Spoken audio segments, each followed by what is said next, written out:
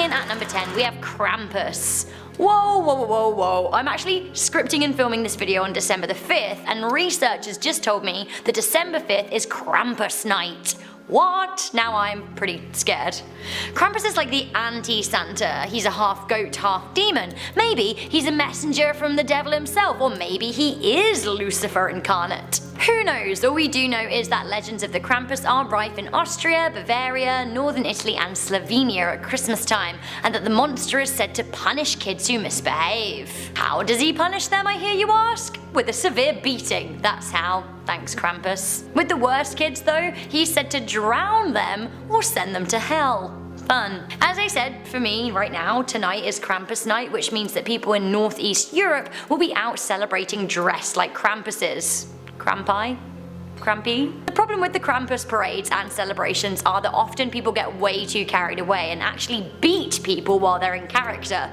I think they need to slow down and stop channeling the Krampus. Krampus. Oh, coming in at number 8 we have Farmhand Rupert, and you don't want to party with him. Farmhand Rupert is a terrifying foe. He's a mean-spirited trickster of a man. Sure, we're gonna talk about the naughty list and the nice list, but Farmhand Rupert has a different way of dealing with insolent children. As part of German legend, Farmhand Rupert walks around the hood, or the countryside, and asks unsuspecting children if they can pray.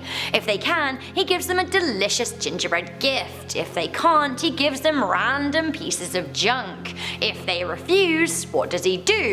He beats them with a bag of ashes. Thanks for the beating, Farmhand Rupert, you gingerbread wielding creep. Coming in at number 7, we have the Elf on the Shelf. Okay, listen up. In my opinion, the Elf on the Shelf is absolutely terrifying. It's become very popular with parents these days, but the gangly looking elf has been in popularity since the book of the same name came out in 2005. The book is all about elves who visit kids' homes and watch them to determine whether or not they're naughty or nice.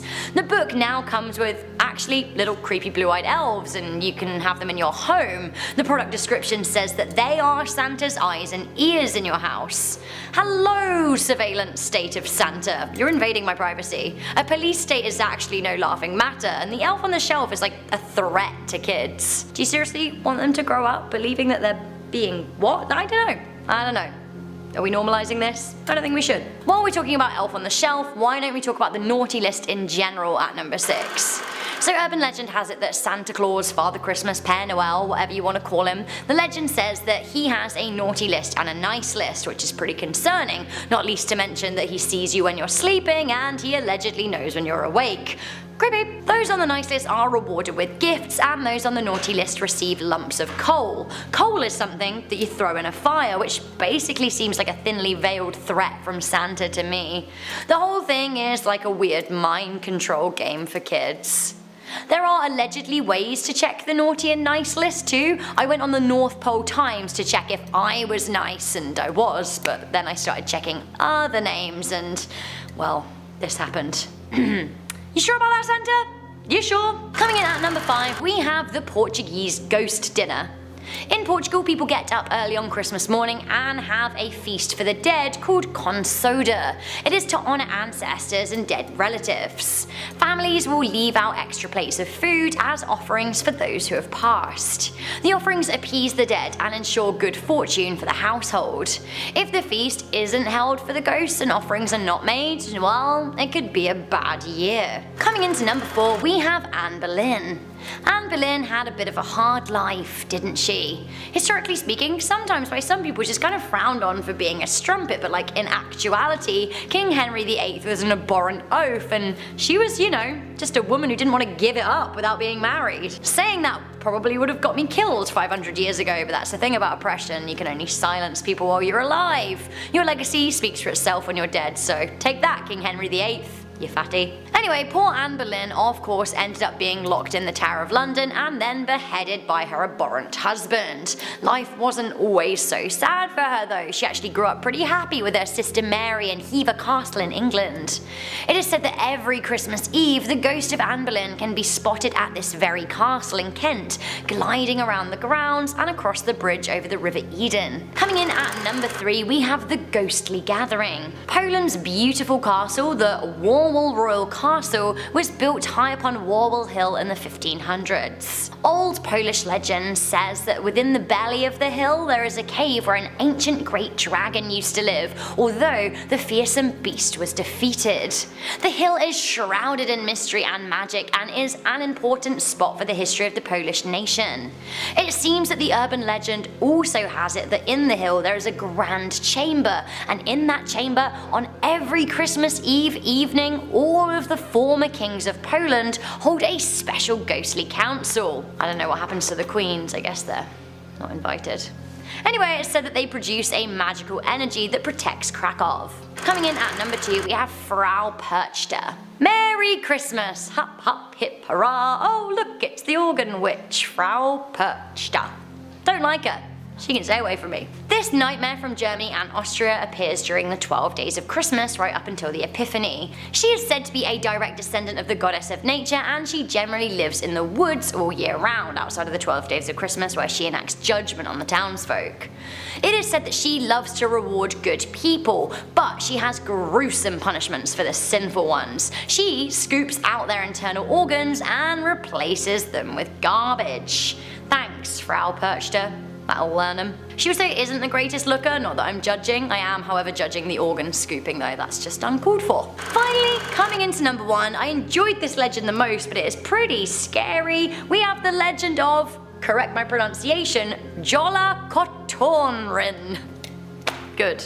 Thank you, Iceland. So yeah, beware Jolak Kotorin, the nasty killer cat. This ain't no household cutie kitty, absolutely not. The Icelandic Yule cat is part of a tradition of new clothes at Christmas. Good people, children and adults alike, are supposed to receive new clothes to wear for Christmas Eve. If a person receives new clothes, they're hardworking. If they don't, they're said to be lazy.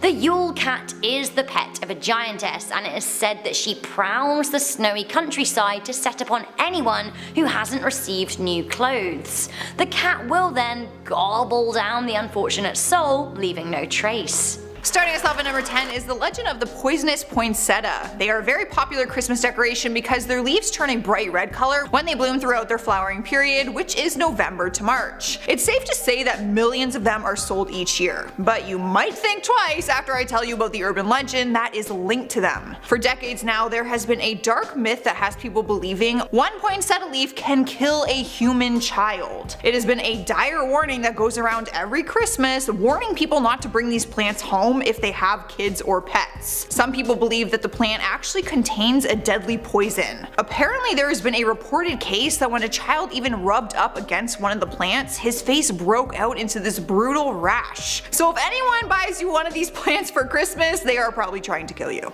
Alright, moving on, number 9, let's talk about mincemeat pies. These delicious looking desserts right here. Well, you might not actually be saying that for long. Well, the mincemeat pies has become a very popular Christmas dish, while legends has it that these desserts were invented back in the 16th century by cannibals. The recipe today calls for fruits, spices, cinnamon, nutmeg. There's also herbs in there, but let's just say that those weren't the only ingredients in this. Well, there was a time where these pies used to have meat in them, but it's rumored that that was stopped so people didn't have to guess, what type of meat was actually in these pies, because you never know if people tried to follow the old traditions and maybe slip in some human meat. Sliding to the number 8 spot, we have Belsnickel. Now, most people will think of The Office when they think of Belsnickel, but there's actually a weird and creepy legend tied to the character. It's an old German legend that started in the early 1800s that this old man in fur would deliver cakes, candies, and nuts to the good children. So he'd kind of act as if he's Santa giving gifts to the kids on the nice list. Except he was some creepy old man and he would just carry around a whip, and he would actually whip the bad children on the night of Christmas Eve. The character was based on an older German myth of a servant of St. Nicholas. Apparently the figure is actually preserved in Pennsylvania Dutch communities and Brazilian German communities.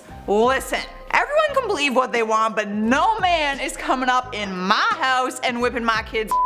If anyone's gonna do that, it's me. That's probably why I'm not a mom. Number 7, like I was saying during the intro of this video, Santa Claus might actually be Satan in disguise. The devil is Santa in the flesh. I mean, how terrifying is that? Don't believe me? Well, how do you think that he got his name Santa? It seems pretty random. Maybe it's not so random. It's just Satan rearranged. I mean, why is this man sliding down people's chimneys and breaking into people's houses? Isn't that trespassing? Santa literally has a naughty list so he can keep an eye on them. He gives naughty people useless coal just to mess with them so they feel bad about themselves. It's believed that Santa was inspired by characteristics of the devil. Number 6, Santa Claus might be very depressed, and he might be suicidal as well, and Christmas might come to an end. Santa every year has to fly around giving gifts to the nice kids. By Christmas time, he has to be as fat as possible because that's what society wants him to be, especially the kids. So Santa has to eat all day and all night, and he has to eat as many cookies as possible to train his body for Christmas time, because everyone leaves cookies for him. With all the strict rules and the same thing over and over again, Santa might be super depressed, and it's all our fault. Now, that is something hard to live with. Think about how much Santa has to go through just for our greediness. We want Santa to do it all, even the impossible. We make him eat all year round and then say, okay, now I want you to come down this chimney. Of course, it's the smallest chimney. Well, let's just hope Santa finds his happy place once again and nothing bad happens to him. Halfway through the list, at number 5 is Perchta. So I didn't know that there are evil spirits that come out around Christmas time. Apparently this channel is trying to ruin the holidays for me. There's an urban legend around a dual-gendered spirit named Perchta who will either appear as a beautiful woman or a haggard crone. I'm going to refer to it as a she for this one because I'm going to pretend that it is the beautiful woman. Apparently she would visit homes throughout the 12 days of Christmas and she would determine whether they have behaved all year. You know, the classic naughty and nice list. However, there is nothing classic about hers because if they were a good kid, she would leave them a silver coin. However, if they were bad, she would slit their bellies open, remove their guts, and stuff them with straw and pebbles.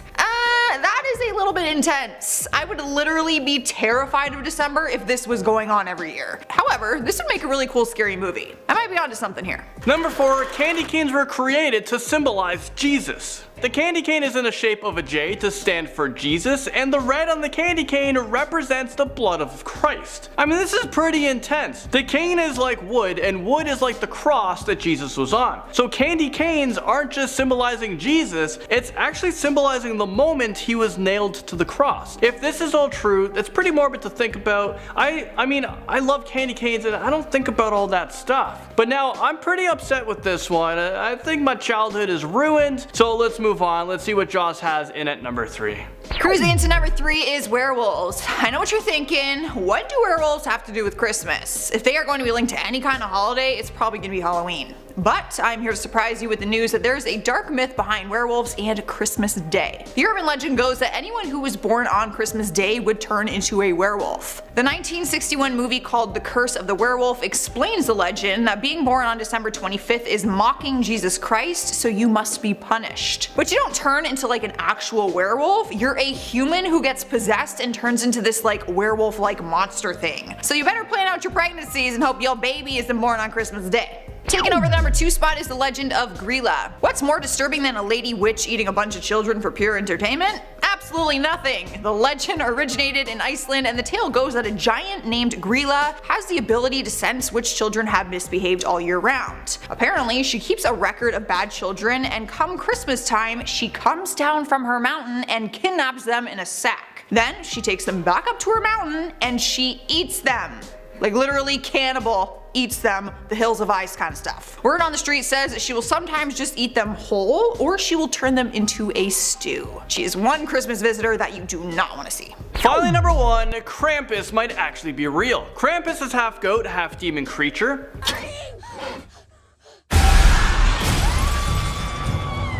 Everybody, hold on to each other.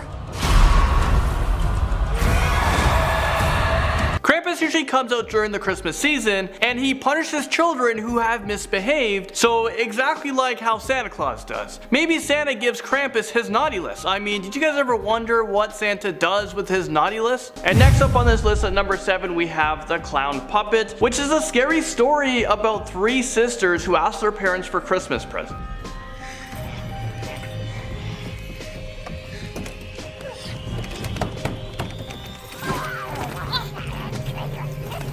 Well, first of all, who in their right mind would ask for a clown puppet for Christmas? That is just asking for trouble if you asked me. So the story goes like this. The youngest of the 3 daughters asked for a doll and received a clown puppet, but went missing 2 days after Christmas. The year after, the middle sister asked for a doll in memory of her sister, and when she got one for Christmas, she also disappeared. Same for the 3rd sister, and the family fell into poverty after that. One day the parents were in the attic of their home when they found the original clown puppet sitting on a throne made out of lollipops with the 3 daughters' heads propped up on sticks around the clown puppet. Is this real life right now? I feel like this is the cross between It and Chucky, but way damn scarier. Those are comedies in comparison. Note to self, don't ask for a clown or a puppet or even a doll this Christmas. Yeah, I hope Santa doesn't bring me any of those. I'd be more happy with a lump of coal this year. Even those demon ashes. I'll take my chances. Number 6, Good King Wenceslas is a popular Christmas carol about a kind king who helps a poor peasant in a snowstorm.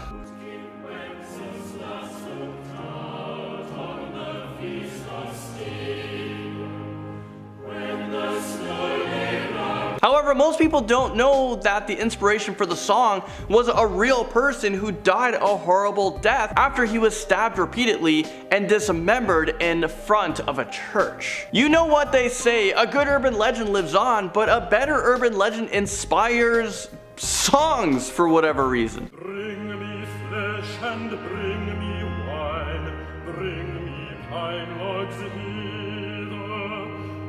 Yeah, I'm gonna go ahead and never play this cannibalistic Christmas tune ever again. Number 5, everyone loves Christmas carolers, right? I don't know what I would do. I think I'd have to be in a good mood to open the door and just have people singing songs, carols. Maybe I'm the Grinch, but I don't know if I have time for that. Okay guys, I'm kidding. I have a daughter now. Things change. If I saw little kids coming to my door and they're singing me songs, I'll be happy. As long as they're wearing their mask and staying 6 feet apart.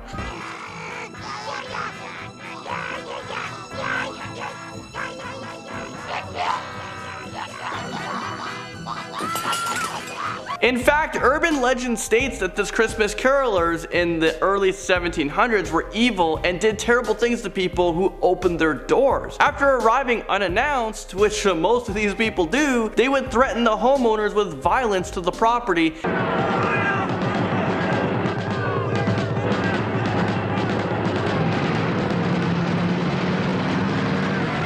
And at number 4 we have the Nutcracker. The Nutcracker Ballet is based on the 1816 story, well, The Nutcracker and the Mouse King. And everyone's favorite holiday ballad, like ever, like growing up, these are all the plays that I went to. You go to the Nutcracker. So how are we gonna destroy this one with an urban legend attached to it?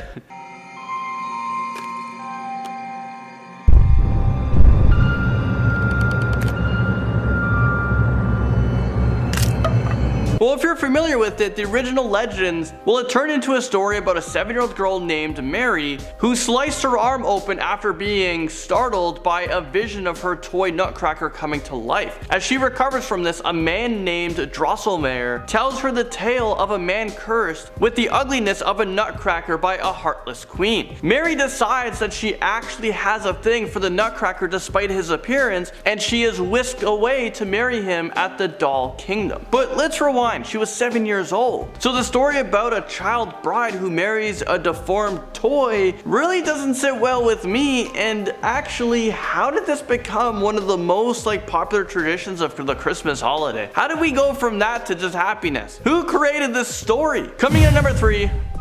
There are countless European legends that tell of both helpful and malicious supernatural creatures sneaking into homes through chimneys. So it's not just Santa Claus coming down your chimney. We actually did a video titled Top 10 Scary Christmas Monsters. You guys can go check that out on our channel. In Greece, goblins called Kalakanzaro were known to crawl into homes through the chimney and terrorize the families within it. But places like 19th century Pennsylvania, Pelsenickel, or Belsenickel slip down chimneys to reward good children with oranges and punish naughty ones with a whip. Well, you know what? I'm not a big fan of oranges for whatever reason, so if I were to choose one, just whip me. In at number 2, we have Saturnalia, which is one of the most popular of Roman festivals. Dedicated to the Roman god Saturn, the festival influence continues to be felt throughout the Western world, and it is directly related to Christmas, as it starts just before and ends on the 25th of December.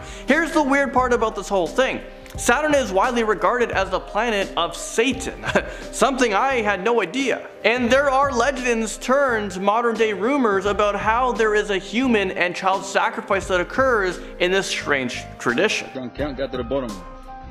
The word Christmas is a combination of the words Christ and Miss. The word Miss means death.